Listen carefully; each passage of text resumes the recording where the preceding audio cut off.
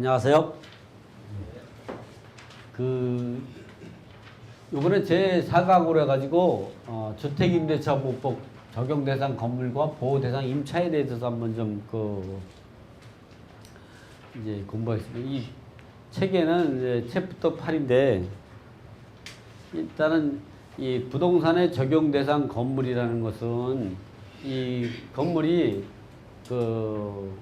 주거용 건물인지 아니면 뭐 상업용 건물이든 공장이든 또는 이 불법 건축물이든 미등기 건물이든 무허 건물이든 이런 걸 논하지 않고 실제 주거용 건물로 사용하고 있다 그러면 이런 경우는 주택임대차보호법의 적용 대상이다 이렇게 되는 거죠. 그리고 건물 일부가 주거용하고 비주거용으로 겸용되는 경우는 이것을 주거용 건물에 해당하는지 여부의 판단은 공부상 표시만을 기준으로 할 것이 아니라 실제 사용 용도에 정해야 되고 건물 일부가 임대차 목적이 되어 주거용과 비주거용으로 겸용되는 경우에는 구체적인 경우에 따라서 그 임대차의 목적 전체의 건물과 임대차 목적의 구조와 이 형태 또 임차인의 목적물의 이용관계 그리고 임차인이 그곳에서 일상생활을 하는지 영역 등을 아울러서 이 판단해야 된다는 게 나오고요. 여기 지금같이 주거용과 비주거용 건물을 할 때는 이와 같이 비주거용 일부를 주거용 목적으로 사용하고 있는 경우를 우리가 주거용으로 볼 것이냐 이런 거 나오죠. 비주거용 건물이 건축 당시부터 영업용 점포와 주거용 방으로 나누어져 있는 건물로 그 방 위에 다른 주거 공간을 가지고 있지 않는 임차인의 경우는 임대차 목적물이 주택임대차보호법 제2조에 정한 주거용 건물에 해당한다 이렇게 보죠. 예를 들어 가지고 뭐 소매점과 주거용 건물로 법원이 판단한 사례 그러면 전체의 건물 중 1층이 소매점으로 표시하고 있으나 건축 당시부터 절반 정도 방 2개 정도로 나머지는 소매점으로 영업을 하고 있을 때에 그러한 상태에서 임차인이 가족들과 함께 거주하면서 음식점을 영업하여 온 사실 등을 인정하여 위 임대차 목적물이 주거용 건물로 해당한다 이렇게 판례도 나오고 또 이 공부상 용도는 공장이나 현장은 주거로 사용하는 경우도 이거는 주택임대차법의 보호를 받을 수 있다 이런 얘기입니다. 비주거용 건물 일부를 주거용으로 사용하는 경우가 명백할 때에는 이렇게 주택임대차법에서 규정은 반드시 주된 목적이 주거용에 있는 주거용 건물 우리 일부가 주거 이외의 목적으로 사용되는 경우만을 대상으로 하는 것이 아니다. 미용실이나 과자점 안에 방이 있어 임차인이 거주하고 있으면서 영업을 하였더라도 임차인이 주거 부분에서 일상적인 생활을 영위하였고 또한 유일한 주거 공간이라면 임차 목적물 전체를 주거용 건물로 봐야 한다는 판례가 나왔고 이 주거용 건물, 비주거용 건물 경명할 때 주거용 건물에 해당하지 않는 경우는 어떠냐? 여관에 방을 얻어가지고 대학 요건을 갖춘 경우는 대학 요건을 인정하지 않고 있죠.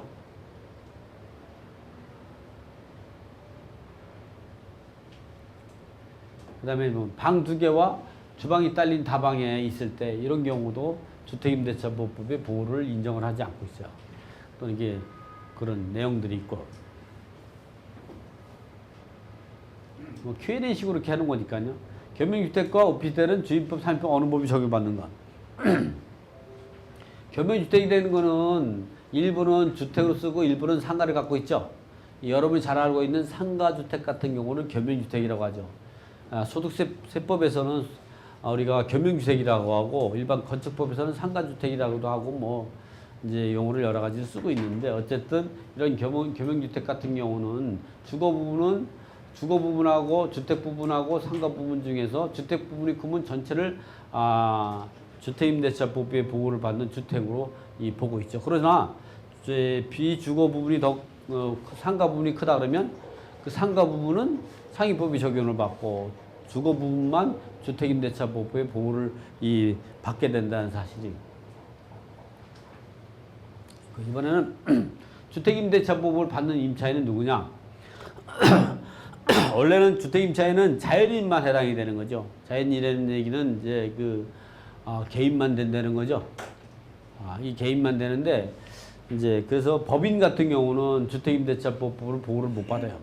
그러나 요즘에는 그 영세 그 임차인을 보호하기 위해서 법에서 이 그 법인인 경우도 보호를 받을 수 있는 법조항을 만들었죠.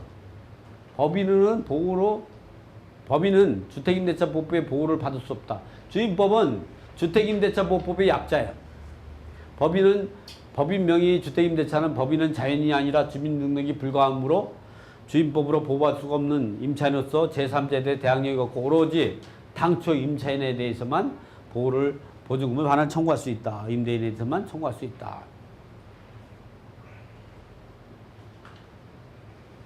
그러나 이제 보면 이런 경우 이 법인인 경우도 이제 보호를 받을 수가 없는데 이렇게 주임법으로 보호받을 수 있는 법인도 있다. 이거는 뭐냐면 이렇게 주택임대차법의 1항을 준용하여 다음날 오전시 대항력이 있다. 이렇게 보면 한국토지주택공사법에 따른 한국토지주택공사가 공사나 또는 지방 공기업법에 따른 주택사업을 목적으로 하는 지방공사 등이 있는데 그리고 또 중소기업 기본법으로 해가지고 중소기업에 해당한다는 법인이 자기 직원의 기숙사라든가 주거용으로 임차한 경우 그럴 때 그 임차인이 대항 요건을 갖추게 되면 이 중소기업에서 회사에서 임차한 주택이라도 하더라도 그 직접 점유를 직원이 하면 해서 다음날 오전시 대항력이 발생한다. 이렇게 임차주택을 갖다가 이게 영세 임차인을 보호하기 위해서 이게 만들어진 이제 한국토지주택공사라든가 또는 지방공사라든가 이런 또는 그 중소기업법에 의해서 직원들 숙소로 이렇게 만들어진 경우는 그러한 직원이 이 사람이 임대차 계약을 맺고 그 직원이 그 대항 요건을 갖추게 되면 이 법인이 대항력이 발생하게 되는 거죠. 이런 법이 과거에는 이런 게 없어가지고 상당히 기업체에서 직원 숙소로 빌려줄 때 그 주택이 경매당하게 되면 돈을 떼게 되는 그런 문제가 있었는데 그런 거를 이제 보호하기 위해서 새로 만들어진 법조항이라고 보시면 돼요. 그래서 좀 LH공사라든가 이런 데가 많죠. 또는 한국토지개발공사라든가 또는 이런 법인에서 또는 기업체에서 직원 기숙사를 했을 때 보호할 수 있는 거. 그 법인이 임대차 계약을 맺고 임차인이라고 하더라도 대항 요건을 그 직원이 또는 이제 임차인이 간접 점유하면서 대항력이 인정이 되는 거죠. 그럼 이번에는 주택이 임차인이 대항력은 언제 발생하는가? 이런 얘기 나오죠. 예, 주택임대차법 제3조에 보면 임차인이 대항 요건과 대항력이라는 거죠. 임대차는 그 등기가 없는 경우, 임대차 계약은, 임차권은 주택임대차법에서 대항 요건을 갖췄다고도 이건 등기부에 등기되어 있는 게 아니죠. 이런 경우는 임대차는 그 등기가 없는 경우도 임차인이 주택을 인도와 주민등록을 마치게 되면 이게 대항 요건이죠. 갖추게 되면 다음날 오전 0시에 대항력이 있다. 이 경우 전입신고를 한 때에 주민등록이 된다. 이 얘기는 뭐냐면 우리들이 전입신고를 하면 국가공무원이, 주민센터 공무원이 주민등록부에다 등재를 하게 되기 때문에 우리가 전입신고를 하면 주민등록, 예를 들어서 우리가 전입신고를 했는데 그 주민센터에 있는 국가공무원이 실수를 해서 잘못 할 수가 있죠. 이럴 때에는 나중에 전입신고로 정정 신청을 하면요. 그 주민등록을 정정 신청을 하면 우리가 전입신고한 때로 소급해서 대항력이 생기는 거예요. 전입신고가 그렇게 중요한 거예요. 국가공무원이 잘못됐다고 해도 정정하면 소급해서 효력이 발생하는 거 당연히.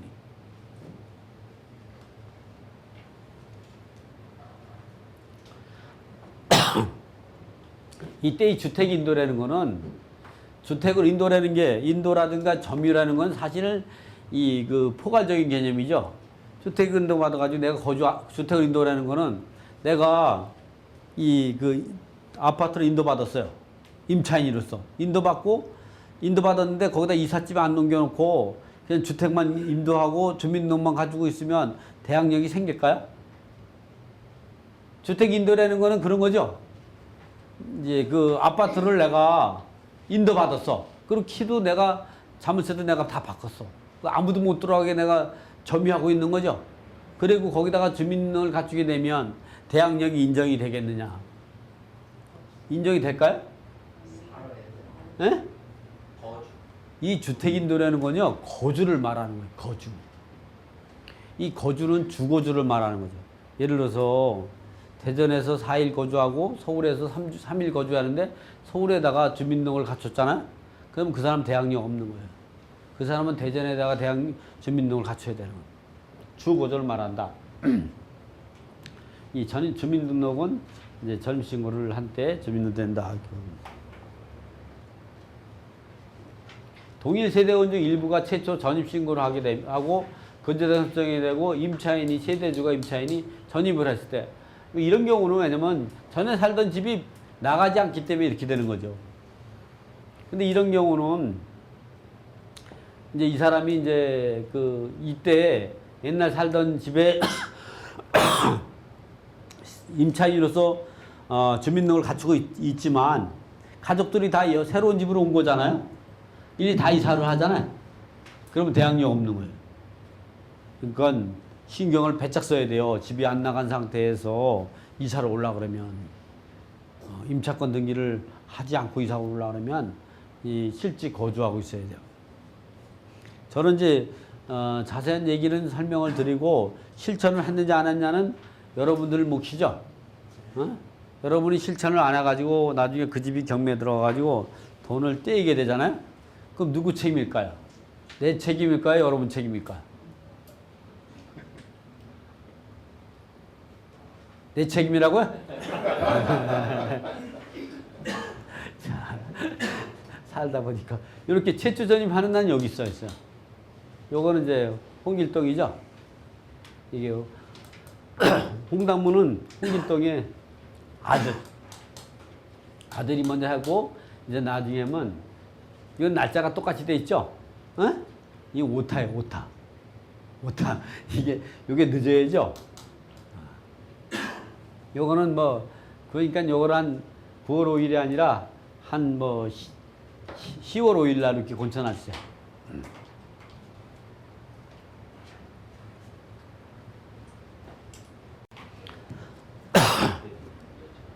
근데 이게 일반 거래로 주택 소유자가 바뀌는 경우는 대항력 어떻게 되는가? 임차인이 주택인도와 주민등록이라는 대항력권을 모두 갖추면 다음날 오전에 대항력이 발생하게 된다. 소유자가 바뀌어도 새로운 소유자에게 임대차 계약 기간 동안 주택을 사용할 수 있고 종료 시에는 주택인도와 동시에 보증금 반환 청구를 동시에 항변권을 갖게 된다. 일반 거래의 의미라는 것은 매매와 상속 증여 교환을 의미하는 거다 이런 얘기죠. 경매나 공매로 바뀌게 되면 대항력은 어떻게 바뀌느냐? A라는 사람이 주택이 말소 기준 권리가 이제 근저당이 여기 있어요. 이건 말소 기준 권리는 이제 근저당이나 감염, 압류, 담보 가등기, 강제 경매 또는 집합 건물 전세권자로서 그 배당 요구를 했다든가 직접 경매 놓을 때는 말소 기준 이런 것들이 있을 때 여기에 말소 기준 권리 전에 갑이 임차인이 5월 1일 날 전입하고 그 거주를 하기 시작했어요. 거주를. 그리고 말소 기준 권리는 근저당은 6월 1일 날 설정이 되고 7월 1일 날은 을 임차인이 전입하고 거주를 하고 이 사람은 대항력이 있는 거예요. 이 사람은 대항력 없는 거고. 이 말소 기준 권리를 보호하기 위해서 이 사람을 소멸시키는 거죠. 이 근저당권자는 이 임차인이 입주하고 나왔기 때문에 이 사람이 선순위 이 권리를 가지고 있다고 해서 이 사람보다 후순위로 권리를 보호를 받는다고 해도 이 말소기준 권리가 예측하지 못한 손실을 보지 않기 때문에 이러한 경우는 이 사람을 인수주의로 가는 거죠. 그러나 이 의림차인 같은 경우는 보다 이 경매 절차에 소멸되지 않으면 이 근저당권자가 이 의림차인이 없는 상태에서 설정되는 불구하고 이 사람을 소멸시키지 않는다면 이 사람이 근저당권 예측하지 못한 손실을 보게 되죠. 그래서 말소기준 권리라는 건 그렇게 이해를 해야 돼요. 이 아무도 없는 상태에서 설정되는 그 채권자가 이제 그 이후에 그 설정된 권리라든가 채권자를 이제 그 소멸시킴으로 해서 선수리 채권자가 자기보다 선수리 채권자가 채권이 없는 상태에 설정되어 있는 권리를 보호를 받기 위해서 그 경매 절차에서는 그 이후의 권리를 소멸시키는 거죠. 그래서 말소기준 권리라는 건 사실은 이 법률 용어는 아니고 선수리 채권을 보호하기 위해서 그 이후에 소멸시킬 때 그 기준점이 되는 것을 우리가 말소기준 권리다 이렇게 생각하시면 돼요. 경매에서는 이렇게 말소기준 권리도 후순위 임차권은 소멸돼요. 그래서 이 사람만 대항력이 있는, 이 사람은 대항력이 있어서 대항력을 주장할 수도 있고 대항력을 포기하고 우선 면제권을 행사해서 배당 요구할 수 있는 거죠. 이 사람은 대항력도 주장하고 우선 면제권도 주장할 수는 없어요. 두 개 중에 하나만 할 수 있는 거예요. 예를 들어 이 사람이 확정일자도 같은 날 받았다. 보증금은 1억이다. 근데 1억 갖고 이 사람이 대항력을 주장하면 낙찰자가 자동 승계되는 거죠. 낙찰자 아니게. 그런데 대항력을 포기하고 우선 면제권을 주장하면 우선 면제권은 우리가 그 계약 기간이 지났다든가 계약 해지 사유가 발생하면 그 선순위 임차인은 그 계약을 해지하고 그 전세 보증을 반환 청구할 수 있다고 요구할 수 있다고 그랬죠. 그러한 권리가 경매에 들어가도 마찬가지. 경매에 들어가면 계약 해지 사유가 발생하는 거죠.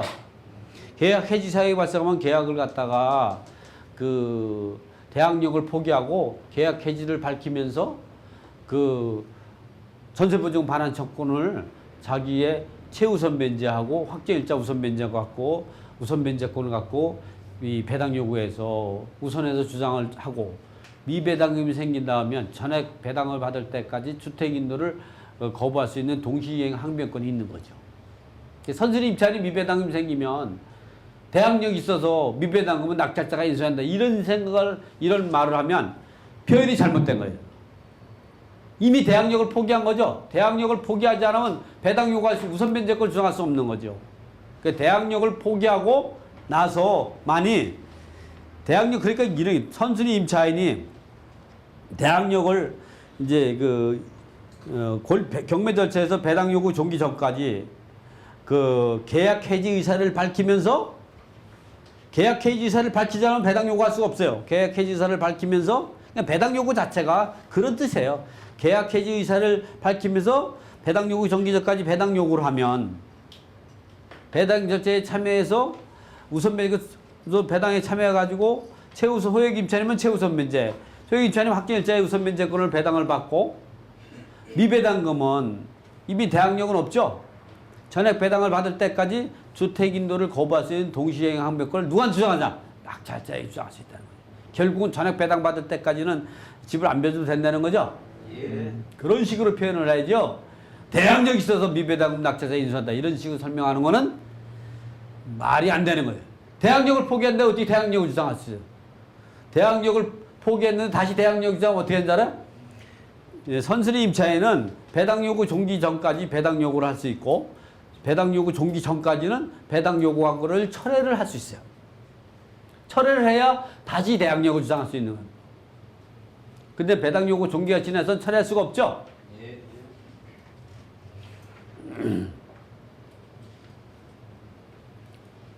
이렇게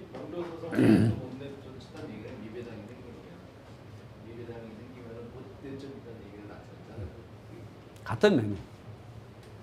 대항력 있는 임차인이 근저당이 설정되고 보증금을 증액했다. 그럼 증액하기 전까지는 대항력이 있고 증액한 건 대항력 없어요.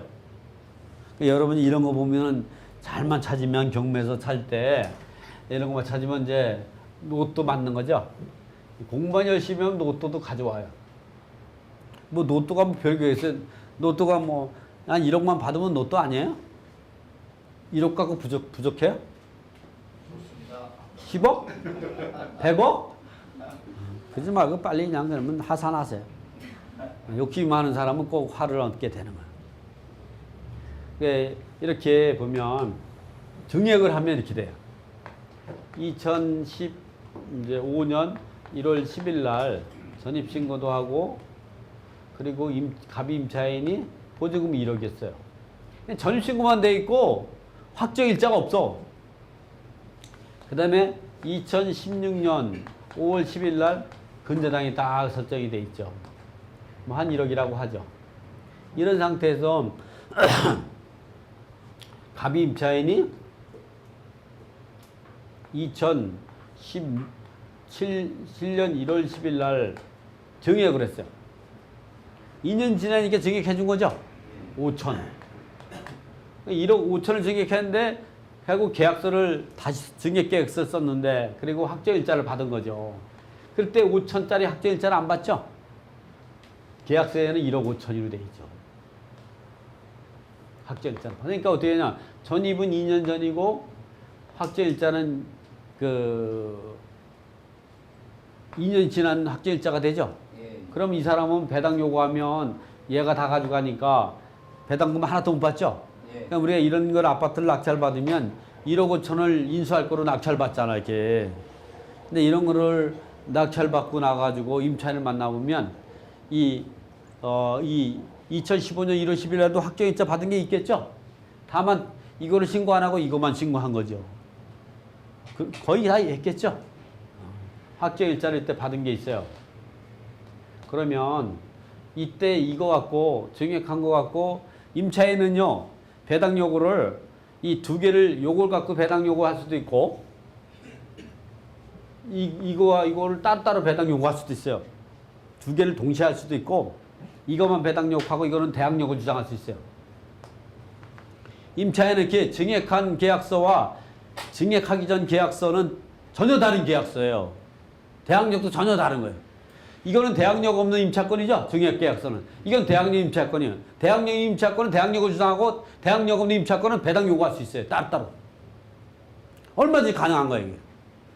근데 배당 요구할 때 아예 나는 이거는 배당 요구하고 이건 대항력을 주장한다 이렇게 권리신고를 이렇게 하고 배당 요구서는 이것만 설정했다면 5천만 원만 배당 받는 거예요. 그런데 이 사람이 이걸 권리신고 배당 요구를 이걸 하고 이걸 배당 요구를 안 했잖아요. 근데 낙찰받고 나니까 이런 사실이 있잖아. 이거 다시 배당 요구할 수 있어. 언제까지? 이거는 증액계약서하고 배당 요구 종기까지 했다. 그러면 언제? 낙찰자가 잔금을 납부하고 배당 기일 전까지 할 수 있는 거야. 이걸. 그러면 어떻게? 1억짜리 인수하는 게 없어져 버리죠? 에? 그러면 어떻게? 1억이 아니라 1억 5천을 인수할 거라고 생각했는데 1억 5천을 인수 안 하니까 1억 5천 누가 가져가요? 낙찰자 가져가죠? 1억 5천이면 로또 아닌가요? 야, 여기 있는 분들은 참 대단하신 분 같아. 1억 5천이 돈이 아닌 것 같아. 그러면 10억? 15억? 욕심이 많으면 화가 항상 따르는 거예요. 그렇게 생각하시면 안 돼요. 그러니까 이렇게 요걸 설명해 주기 위해서 제가 이렇게 설명을 해주는 거예요. 이건 따로 국밥이야. 전혀 다른 거예요.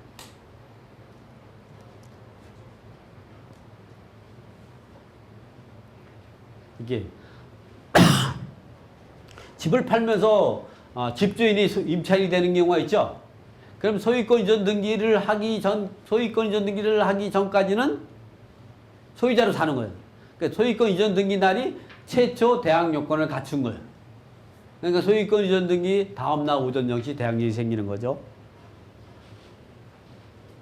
대항력 없는 종전 임차인과 낙찰자가 새로 계약을 체결. 이거는 낙찰 받을 때 보니까 다국택은 낙찰 받는데 임차인이 많아요.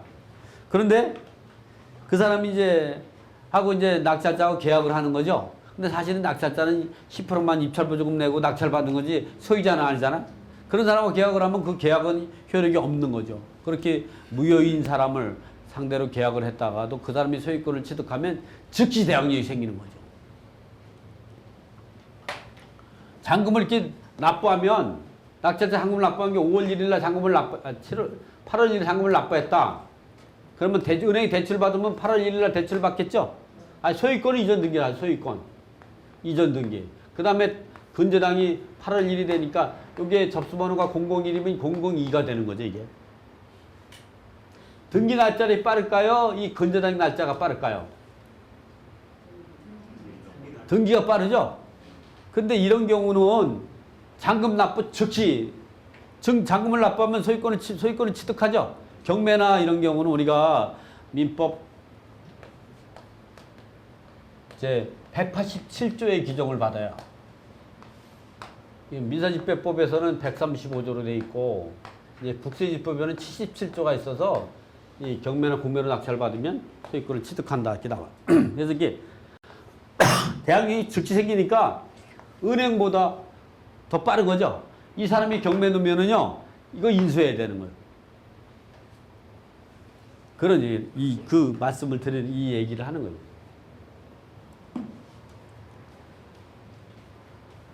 공무원 실수로 주민등록비 잘못되면 정정하면 다시 소급해서 나오는 거죠.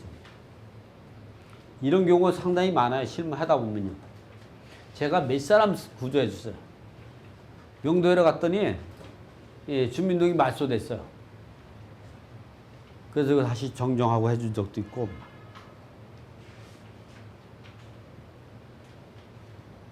임차주택이 경매되면 대항 요건을 언제 갖출 거 있냐? 경매 등기가 기입 등기에 뜨고도 반드시 대항 요건을 갖추고 확정일자를 꼭 받아서 배당 요구하면 얼마든지 받을 수 있어요. 최우선 면제는 못 받아도 확정일자 우선 면제는 받을 수 있어요. 경매 기입 등기 전에 가압류 채권자가 동순위 안분 배당 받게 되는 거예요. 그래서 경매가 들어갔다 해서 전입신고하고 확정일자 받는 거를 이제 안 하면 안 돼요. 선순위 경매 기입 등기 전에 가압류 금액이 많으면 안분 배당 받기 때문에 배당금이 나와요. 최우선 면제만 못 받는 거예요. 이렇게 무상거주 확인서 써줄 때 이 무상거주 효력이 없느냐? 여기서 무상거주 첫 번째로 무상거주서를 받은 금융기관에 대해서는 금융기관이 직접 낙찰 받으면은 낙찰자에게 대항력을 주장할 수 없어요. 그러나 제3자가 낙찰 받았고 금융기관이 배당 요구했다면 금융기관이 먼저 배당을 받는 거예요. 그러니까 금융기관 배당 받고 나서 나머지 금액에 대해서는 확정일자 우선 면제 주장할 수 있는 거예요. 무효관이다. 그냥 무상거주 확인서에서 작성해준 금융기관에 대해서만 대항력을 주장할 수 없는 거지, 그 다른 사람한테 주장할 수 있는 거죠. 그래서 무상거주 확인서 쓴 사람이 권리신고 및 배당 요구를 안 했다면 신의칙에 반해서 대항력 인정 안 돼요. 근데 무상거주 써준 사람이 권리신고 및 배당 요구했다면 그 권리를 무효냐? 일단 대항력은 없겠죠. 그렇지만 경매 절차에서 배당을 받아가는 거는 하자가 없어요. 일단 무상거주 써준 사람은 선순위로 대항 요건을 갖췄다고 해도 그 사람은 대항력 없는 거예요. 대항력 없어요. 왜? 경매 신청한 금융기관 자체가 무상거주 확인서를 받은 사람이죠. 근데 그 무상거주 거주 확인서를 이 집주인들이 가짜로 작성하는 경우가 있어요. 그런 경우는 좀 조심해야겠지만. 어쨌든 무상거주 확인서를 작성해주면 안 돼요. 소유자가 변경되면 새로 계약서 쓸 필요가 없다 그랬죠. 자동으로 승계되니까. 이 건물과 대지가 말소기간이 다를 때에는 임차에는 건물을 사용하는 것과요, 땅을 사용하는 것과요? 건물이죠. 이럴 때에는 건물의 말소기준 권리 갖고 대항력 유무를 하는 거죠. 토지의 말소기준 건 의미가 없어요. 그렇다고 하더라도, 그러니까 우리가 어떻게 생각하면 토지와 건물의 소유자가 다를 때에는 어떻게 생각하냐면, 임차에는 토지에 대해서는 우선 변제권, 건물에 대해서는 우선 변제권, 우선해서 변제받을 수 있는 우선 변제권이죠. 배당 요구해서 하고 대항력이 인정이 되는 거고, 토지에서는 토지와 건물 소유자 같으면 우선 변제권하고 대항력은 없는 거죠. 그래서 토지를 낙찰받은 사람은 토지의 말소기준 권리보다 임차인이 먼저 대항 요건을 갖췄다 해도 낙찰자가 인수하지 않아요. 다를 때는 건물에 임차인은 건물을 사용하는 거기 때문에 건물에 말소기준 걸려갖고 대항력 의무를 따진다. 전입신고를 잘못했다면 보호를 못 받죠. 못 받아요.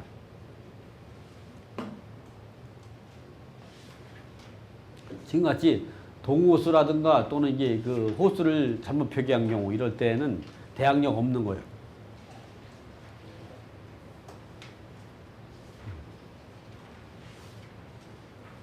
그래서 다가구주택 같은 경우는 대항력이 발생하려면 그 주소만 일치하면 되는 거죠. 그래서 1층 살던 사람이 3층으로 이상하잖아, 같은 집에. 그러면 별도로 전입신고 별도로 안 해도 돼요. 번지만 일치하면 되니까. 근데 아파트나 사저대 같은 데는 1층 살다가 3층이나 5층으로 이게 호수를 바꾸잖아? 그럼 반드시 대항력 요건을 다시 갖춰야 돼요. 그럼 새로운 대항력이 생기는 거예요.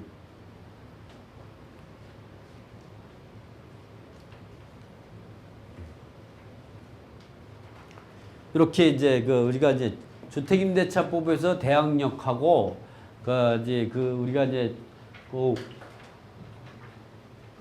주택임대차에 보호받을 수 있는 적용 대상하고 보호받을 수 있는 임차인의 대항력에 대해서 좀 알아봤습니다. 자, 요 강의는 이걸 마치겠습니다. 수고했습니다.